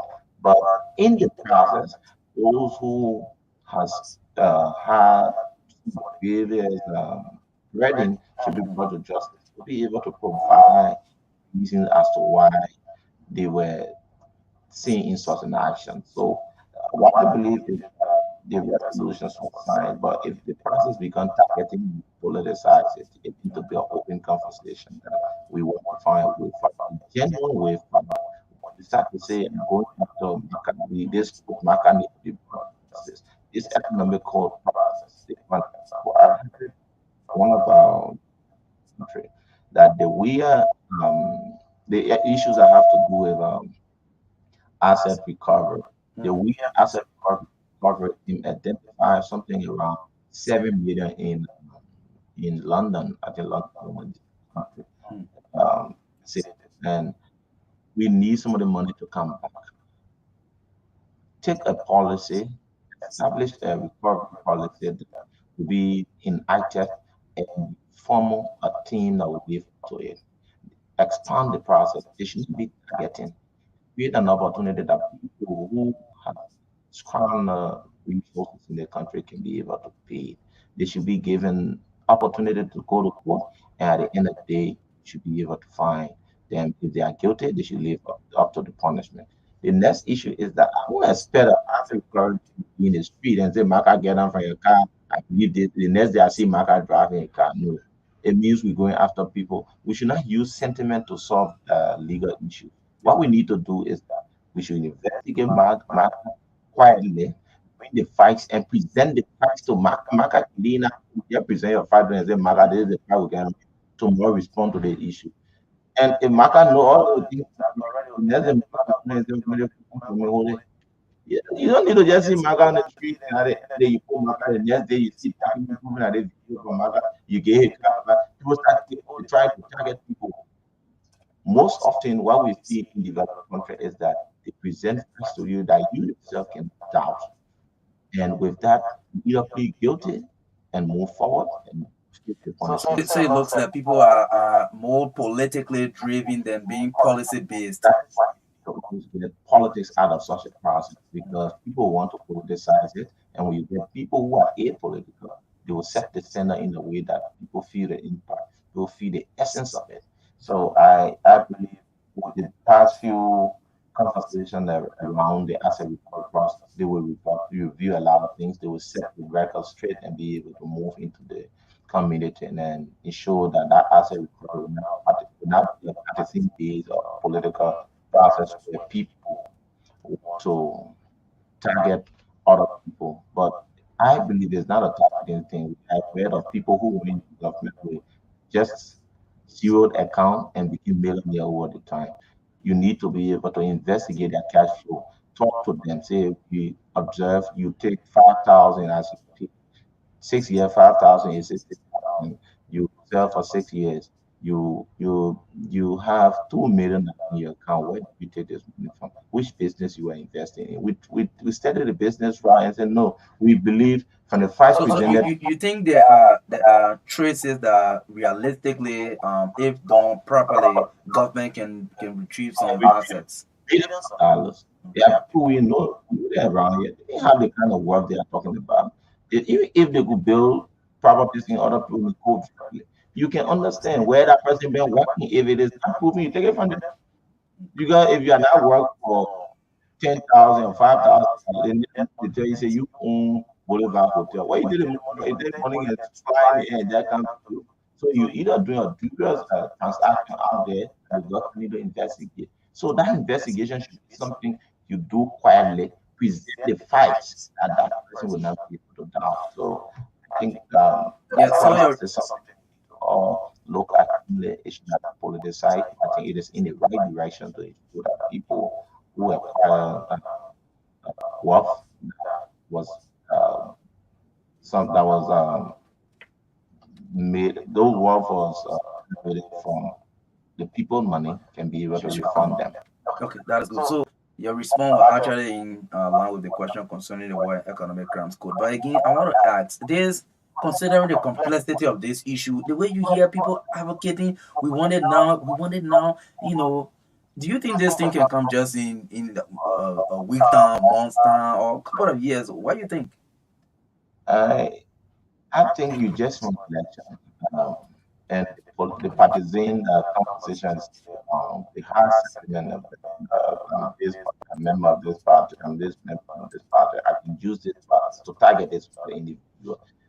Within the next few months, the partisan sentiment will reduce. We need to look into our country or out of this country for Nigerians who have not been actively participating in our political space to come and lead some of the process. They will have more and more standing to serve as referee. That people will not say, "Hey, this man is this partisan and heading this party. He have said this word time during campaign. He said this, and he will want to live up to what he said in the past." So we need to look for people who have moral standing to lead some of this process. I think it's in the right direction to recover assets that were acquired in the wrong means. And just by doing that, you have deprived thousands of Nigerians who should be able to benefit from their natural resources, from their God-given resources. So we need to investigate that process. We need to find people who have moral standing in this country to be able to preside over some of these institutions. You take for an example, a few hours ago, the president appointed a committee to investigate the rubber process. Three of those individuals was sitting in a meeting in Wela with Getty to support the ban to be placed on the rubber process. They should not even be part of that committee. The agriculture minister, the economic advisor to the president, the labor minister, they should not sit there. They should not be part of that committee. The president ask people who have no link, ask the Liberian Bar Association, one of the most respected organizations in this country, the leadership of the bar, investigate this process legally and get back to us. Do a survey in the community, understand where we are. So you start to look for people who more like who have linked the sector, and you tell them say investigate. They will either come out with opinion that will be signed with one of the parties to all of them. The agriculture minister was in Wiyala over the weekend, representing the president. The minister of labor was there appreciating the one of the actors who believes that they can. The economic advisor was there, all of them. They do not have the moral sense to be on that committee. The president need to look at some of the other guys, look at the bar association, look at people who have no link, the Liberian Council of Church, put them into a committee. It should come up with a clear policy that works for you that have no participation, no relationship with the sector. They will tell you, say, we believe this. If this is done, it will help this sector. But you cannot have the same people who policymakers are trying to lobby and ensure that they can come up with an opinion. So I think the president needs to look at that committee setup because any results coming out of that committee, he will raise objection to it. The deputy minister for commerce was in that meeting. So you get the ministry of commerce, the ministry of labor, the economic advisor, all of them in the same program, appreciating one of the actors who believe there should be ban. You know the problem that I observed in the whole process with the rubber? Firestone have a farm. Firestone is buying raw for 500. Lac has a farm. Lac is buying raw for similar thing. Where are buying raw for around the same 500. The man who does not have a farm, for him to increase the price and attract customer, he's buying raw too for 500. But he asking government should place a ban for people to not sell out because if people fail to sell out, they will be coerced to sell to him. So you can't create an artificial market for yourself only by creating a ban in the market. When it is a free economy, people should compete. There should be competitions. The best thing I think Jetty could do was to move into the productions of tire, increase the price. Firestone will be coerced to sell to him, and Firestone might either increase their price. Because and at the time for Jetty to add $100 on the price of raw, Firestone will be coerced. No one will sell to Firestone. So Jetty cannot come in the market, no farm, and start buying raw at the same rate of Firestone. So all of the investors has agreed that they will not increase the price of rubber. So that undermines the economic space of our country. And I think that it is just from some of the reasoning that we believe the ban does not help the sector, the ban restrict and create unnecessary monopoly that we should not be. Let me say one thing to you. I think Jetty, one of our investors in the country, said to like bring people about manufacturing steel oil. Yeah, they will do it good. My brother steel oil can break this time. Nick can break. Brother is doing it right. Yeah, Nick can break. Steel oil can break. The quality is very substandard, and the price of steel has never dropped. It has more like increased, but they are producing it here. So all of these things, when we look at it, we say, but what's the essence of why we give some of the people concession? Why we should give them tax exemption? A lot of things are put into place. And if you do a clear policy analysis, some of the people are not worth having tax exemption. And we need to look at some of these people document, concession document, and ensure that liberalization policy can be achieved in its full totality. And most of the conversation, when the president tried to set up some of the committee to investigate, ensure that the Liberian National Bar will be part of it.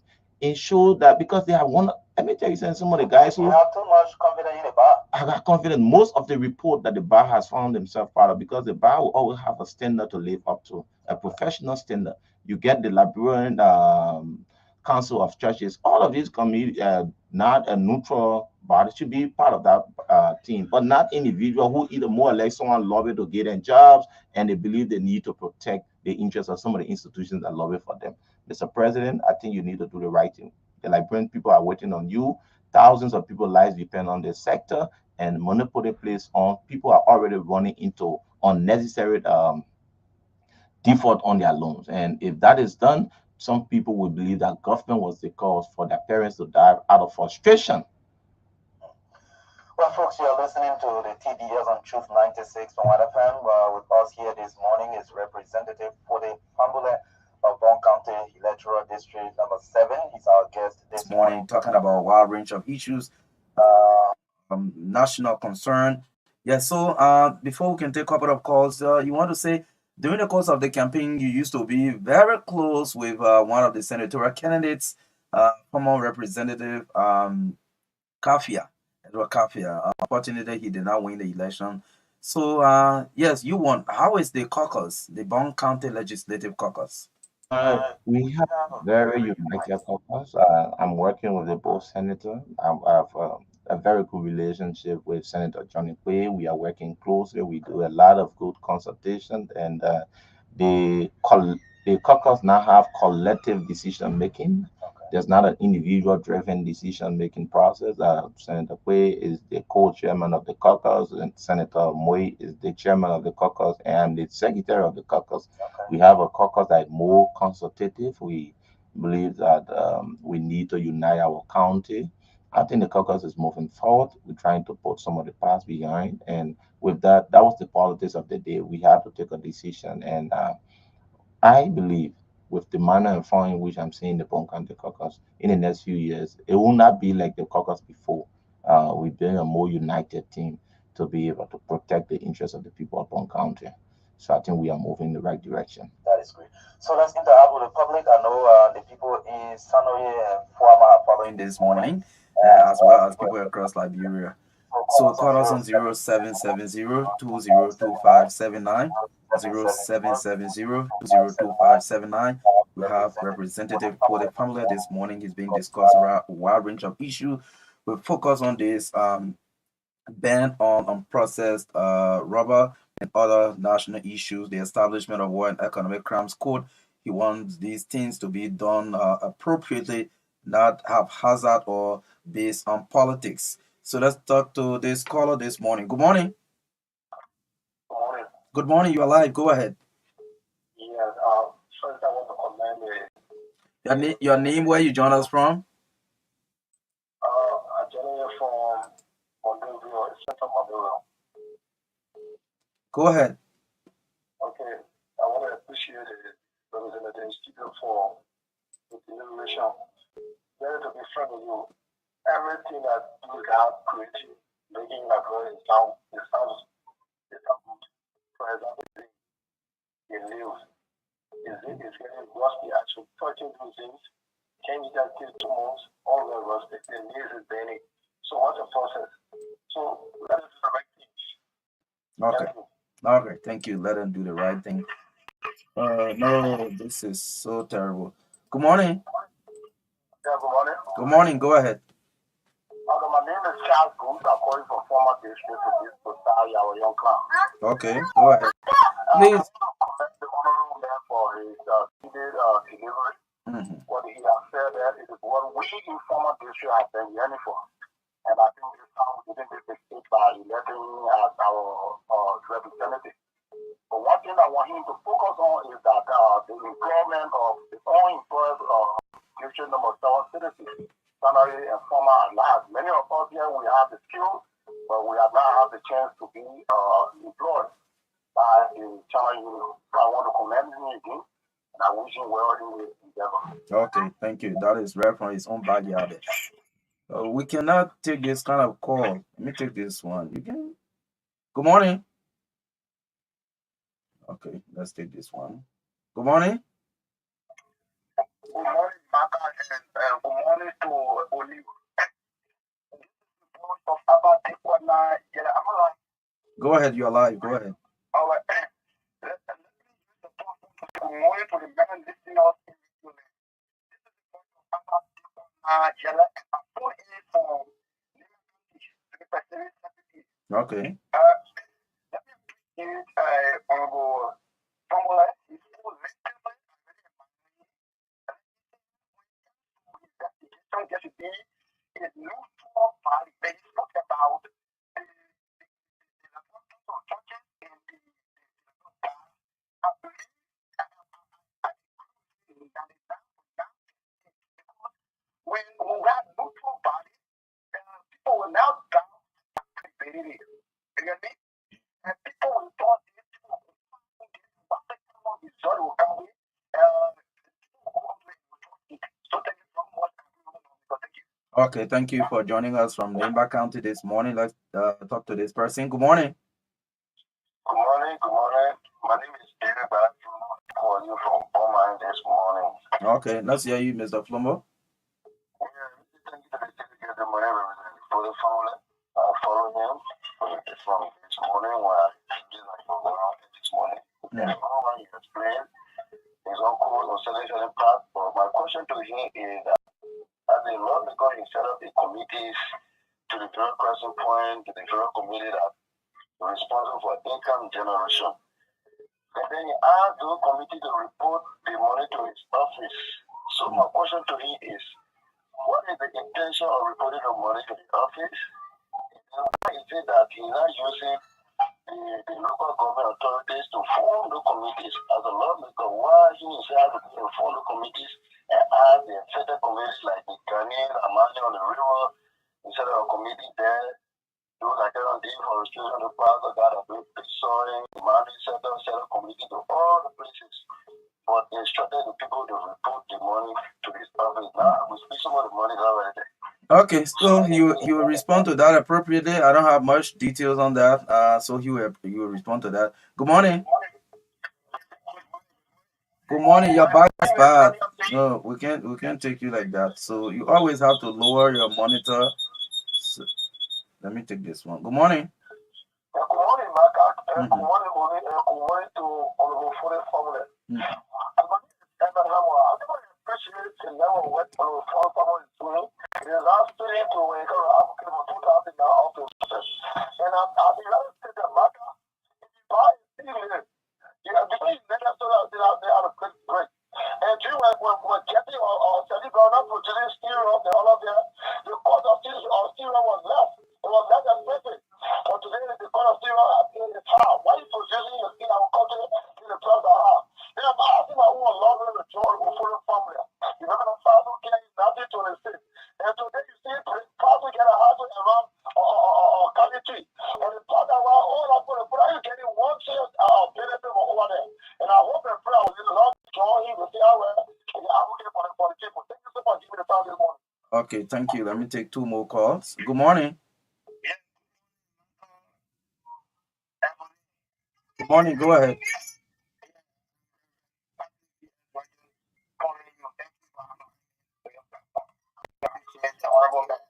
Okay. Thank you very much. Your was a challenge.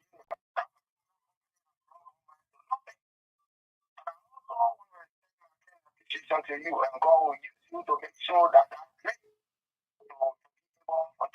improve the life of our people in our district. To be successful. Okay. Mm-hmm.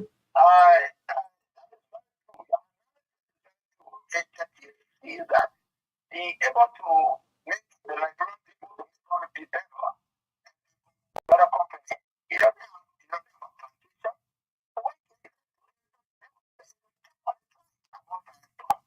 Instead of putting all the to nothing. Why do I get when I start? Thank you, God bless you. I hope this process will work. Okay. And God will bless you. All right. Thank you. Let me take the last one now. Good morning. Go ahead. Good morning. Go ahead. This is Clinton Jose. I'm calling from the consulting Ramos Center out of Liberia.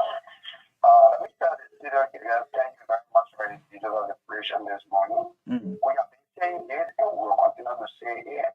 You cannot prioritize foreign or why it's true that we need to accept foreign direct investment or any other detrimental of the Nigerian people. For many people have done a feasibility study to know what the raw materials and secure people get in the factory. So it cannot use monitoring to suppress the Nigerian power because it can build a factory. In the meantime, the other we are talking about here is the benefit of the Nigerian people. If we can use this factory, our people can produce up to the end product of the raw material for utilization like the oil just so that your silver increase on the world market. It has no benefit to people. We are also we are presenting our project to the requisite authority. We are saying that in 24 months we will be able to build our commercial processing plant, which will be able to keep us in 2.5 tons. And we will be able to process, and then we will be able to commercial processing plant is going to benefit us. Because if you go up on 200 so you cannot be like we sat in a meeting with agriculture minister Nota.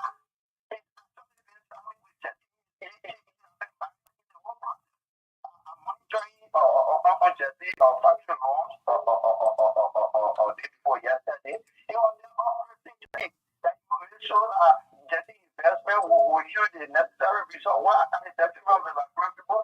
We cannot take that and we cannot sit with any committee that is set by the president with the agriculture minister chairing that committee. We will not sit, we are COSA, we will not sit in any discussion with such people. We will not. COSA is the Consortium of Rubber Sector Actors, right? Consortium of Rubber Sector Actors of Liberia. This is the advocacy group. Because they are advocating for the laws in the rubber industry to this. He said he wants to have a value check. All right. Okay, we don't have the luxury of time, so that's for you there. And just take Mr. Wiyakape for at least 3 seconds. Morning, go ahead, Chief. Morning, Marka. How are you? Fine, go ahead. Good. For the audience, my name is William Campbell, the CEO responsible for public affairs and institutional development of the National Safety Partnership of Liberia and SAPA. We are into public safety, okay, but that's not the issue. What I wanted to thank the lawmaker for is a great job that started, particularly raising issues around concession and people that come to our country to do business. But of late, this started from way back up to the past regime, recent one, to the extent that today we have too many people that go through our system without certainly getting all the documentation in terms of permits. the Chinese we talk about, they are all over this country. You know what they do as honorable representative? They will come and work in one area by the time they have shifted the train, desecrated the land, left potholes, then they move to another area, another county, so to speak, and change their name. Arbitrarily, that's what I do. My hometown, particularly in River G, is an example. Today we are looking for them for the damage they done to us, and our lawmakers are there. So I'm so grateful, Mr. Famler, for the great job you're doing, Honorable. Okay. May you continue. We support you. Okay. Thank you. Thank you so much, Mr. Wiyakape, for joining us this morning. Honorable, you listen to the callers. Yes, I think I said that to you. I felt there was no need to have those who the president appointed on his investigative team to attend the program with one of the actors. It compromises them. It raised doubt on their decision in the future. I believe sometimes as national leaders, we need to be very careful of our appearance in the public with business actors because they are always pushing policy issues that will benefit their interests. So the presence of the Minister of Agriculture, the Minister of Labor, the Minister of the Economic Advisor to the President does not offer well for other people who have dissenting view to the policy being discussed. And as such, the President needs to look at getting them out and include other institutions in that investigation because the decisions of that investigation will inform his office as to how we move ahead with this process of rubber in the in with the process of rubber industry in our country. The next issue has to do with the young man who called asking resources raised locally. The first in the district, Marka, you agree with me that there's a ferry that was provided by the president, President Boakai, and that ferry has been operational for over 6 years. But if you go back there, it has been a back and forth conversation. Someone said they took this one, the place is so. We've been in conversation with the office of the president foundation, the Workers Foundation, to be able to put in place a better managerial team. As I speak to you, we have not concluded with that management team yet. But on the other side, there are other resources that have been raised in the district but no accountability, no one willing to say this is what I collected and I kept this. So what we did was we formed different committee in the district to advise us, and if resources are generated, those resources should be kept in the district in the name of the communities. And when district meetings are called, the amount raised will be provided to the community, and what that community is asking for can be uh, purchased or invested in. So it's something we want that process to be open. What the young men need to wait for is to see the level of transparency in it and understand how much has been raised from the community standpoint. The issues of the ferry is something very important. As I speak to you, there's an account that was opened by the Workers Foundation. We are working to see how the current district leadership can take over that process and direct the fund to the community. So you don't need to talk much. Just wait, and if a dime is collected, the receipts of those amount collected, the supporting document will be presented to the district because what we have come here is to provide, is to serve our people, is to ensure that they can benefit from their resources in every sector, but it's to not see people who be out there mismanaging their resources. So I Okay. feel Ju- ju- strongly that just use we are a trying minute, to work on that a process and minute it and a is half going to close. smoothly, and we ask the fellow communities to cooperate with the team. We set up that team. The young man talk about local leadership. It was just in recent time. Um, President Parker appointed Commissioner Giddings. His confirmation process is ongoing. I believe in the next few days, Commissioner Giddings will be confirmed. And we have informed the office of the president that we're going to work closely with his appointment. I think it's in the best interest of our district. So the issues of local government administrative process. When he's confirmed and the local governance structure is completed, we will work with them closely to ensure that the arrest agenda is achieved and development is taken to our community. Okay. So yes, party comments. No time now. I we say thank you again, and we look forward working for our people. We are raising issues that we believe will positively affect the lives of the Liberian people and fight to advocate in advocate for our people. The process of why we advocating is to ensure that the rights of our people can be protected and their interests can be brought to the table. So I say thank you. I'm always open to your invite, and I will always look forward to ensuring that we can place the interests of our people at all level and protect it at all level. Okay, thank you.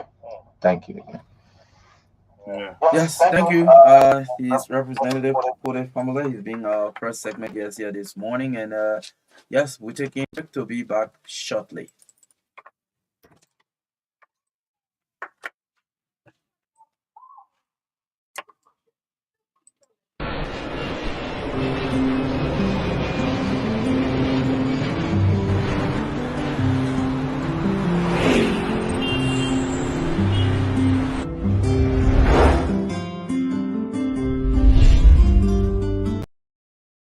I would like to fund my account at any time, even here. Right here, right now. Here too!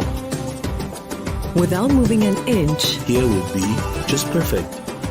Henceforth, send money to your Orange Money account from your bank account and vice versa directly from your mobile phone. A simple and fast solution that is always available to ensure a permanent access to your Orange Money services. Anywhere, anytime, send money to your Orange Money account from your bank account from your mobile phone to cash out, to recharge, to transfer, to pay, to buy. To subscribe to this service, go to your bank branch office, partner to the Orange Money service. It's all about what. Starting today, why not have a little more fun? Why not use money this easily?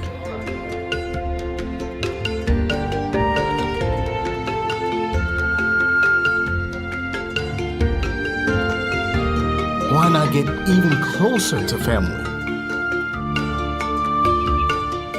Why not work how you've always wanted?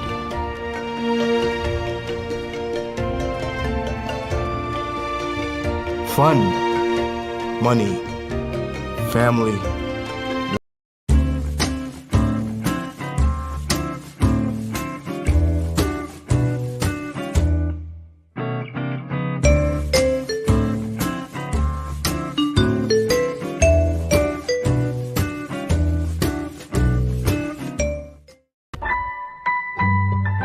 Orange.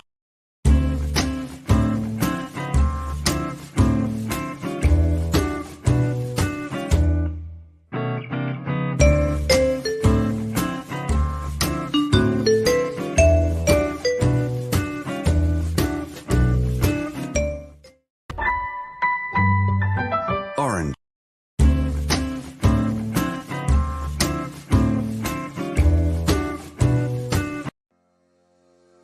Introducing the Orange Money Card to Wallet service. How to transfer money from your bank card to an Orange Money wallet with the Card to Wallet service. Go to the Orange Botswana website at www.orange.co.bw and select the drop-down menu and click on Orange Online. This will open a new tab which will ask you to sign in. Click on Sign Up to register for the Card to Wallet service as a new user. Enter your name, surname, the Orange number and email address that will be linked to this service. Proceed to enter your occupation and create and confirm your password, which you will then be required to sign in with every time you make a card to wallet transfer. You will then receive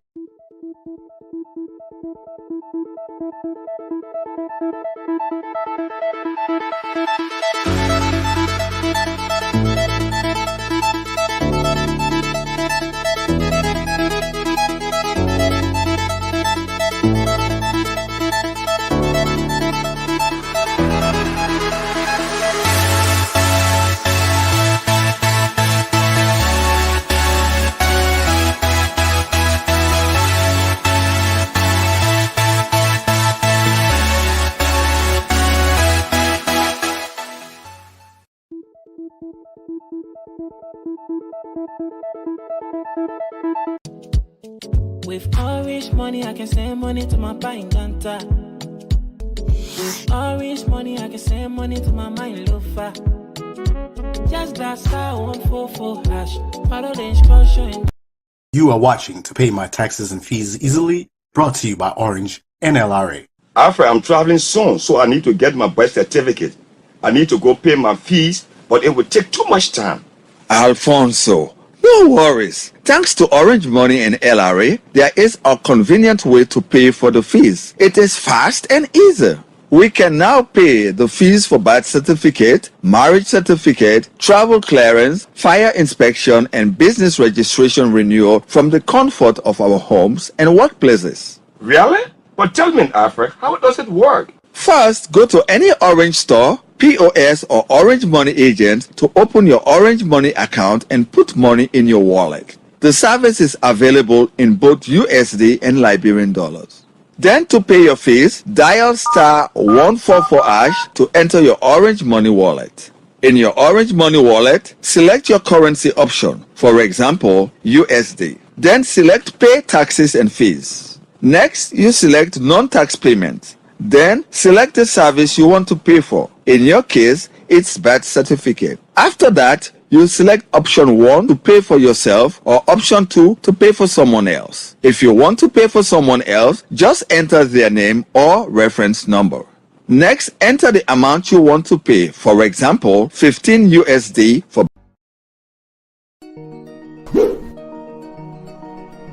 When it comes to communication in Liberia, Orange is number 1. Orange is the best. Orange is the best. Oh, Orange is the best. Orange is the best. Strongest network, widest coverage. Orange is the best. Fastest internet speed. Orange is the best. People, Orange is the best. Yes, Orange is the best. Lavakitia, Naratama, what is the woo? Company, that's the Riboga Orange, Tobaga #1. Swing it. Company is my Orange, I don't got it best. Orange, will more you the telephone offer. Reliable, trusted, and dependable. Orange is about 7. Yeah, Orange is Orange is the best. It's all about what matters to you. Orange. Starting today, why not have a little more fun? Why not use money this easily?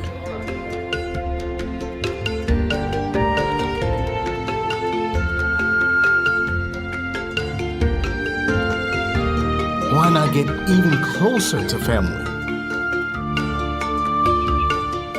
Why not work how you've always wanted?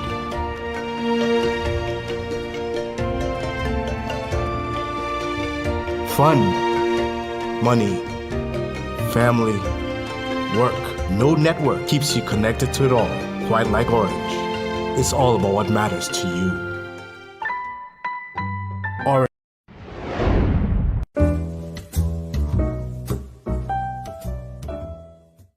Let me make sure I got all the sanitary items I need. I'm checking my list. Oh yes, one more item. Let me have a big bottle of Dettol, yeah, across the board. Yes, the total amount is 3,000 LD. Okay, let me give you your money. Hey, my people, I can't find my purse. Lola, I left it on my kitchen table. My husband is rushing me too much. What's I will do now? Don't worry, Costa Homo. You can pay with your phone. Yes, the code here on the wall. Awesome. Yes, I do have money on my phone. With Orange Money, making payments for goods at your favorite store with your merchant is as easy as ABC. Dial *144#, select currency, select Pay with Orange Money, and follow the instructions. With Orange Money, life is easier. No stress. Orange.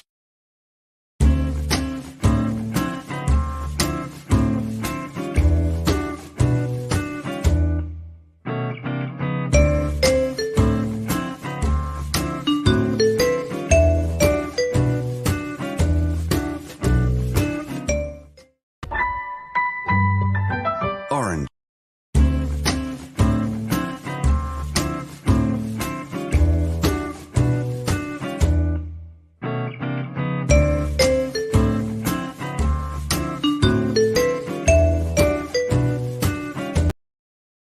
I would like to fund my account at any time, even here. Right here, right now. Here too! Without moving an inch.